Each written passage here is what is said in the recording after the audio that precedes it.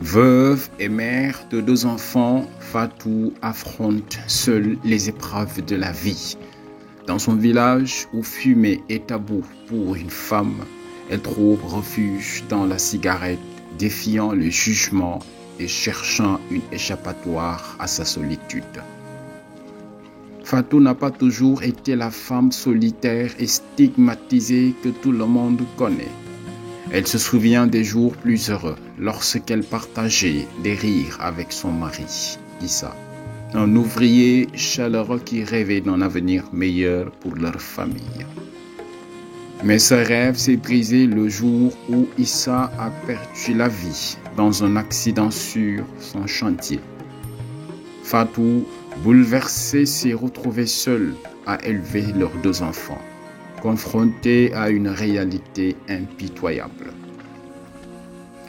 Peu après, la région a traversé une période de famine. Les récoltes insuffisantes ont plongé de nombreuses familles dans la misère.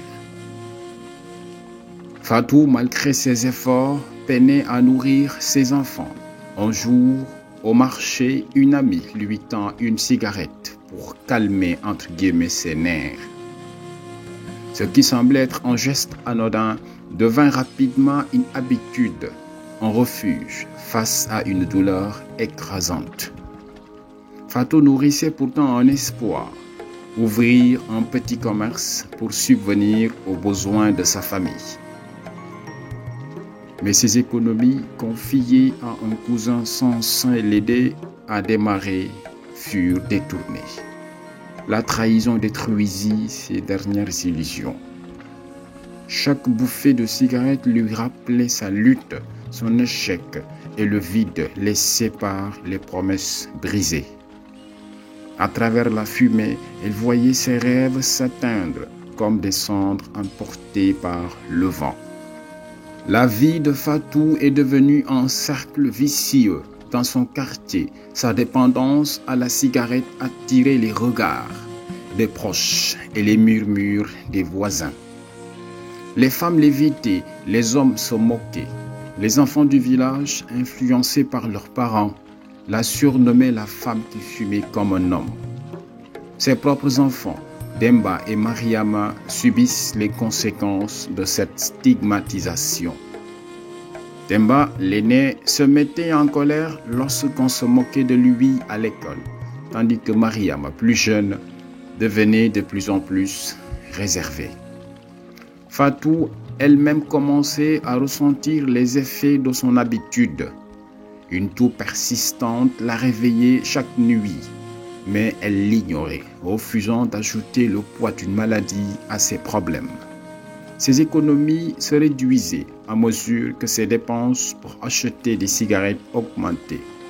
Chaque fois qu'elle tentait d'arrêter, la solitude et le stress la ramenaient à ce geste familial. Un jour, une dispute éclata entre elle et son fils Demba. Le jeune garçon, excédé par les moqueries et le manque de nourriture, accusa sa mère d'être responsable de leur souffrance. Ces mots durs et vrais brisèrent le cœur de Fatou. Pourtant, elle ne savait comment rompre le cycle destructeur qui les emprisonnait tous. Après des mois de toux incessantes, Fatou s'effondra en pleine rue, transportée à l'hôpital. Le diagnostic tomba, un cancer avancé des poumons. Le médecin lui expliqua que ses chances de survie étaient minces, sans traitement coûteux. Fatou, sans ressources, n'avait aucun moyen de se soigner. Cette nouvelle plongea Demba et Mariama dans une détresse profonde. Demba, rongé par la culpabilité de leur dernière dispute, s'éloigna encore plus. Mariama, plus fragile, est devenue la seule à rester auprès d'elle, tentant de l'aider avec ses maigres moyens. Isolée, Fatou se mit à écrire une lettre à ses enfants, leur exprimant son amour et ses regrets. Elle leur demanda de briser le cycle de douleur qui les entourait.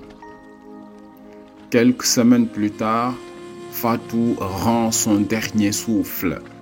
laissant derrière elles des enfants déchirés, mais porteurs de la force d'un message d'espoir et de résilience.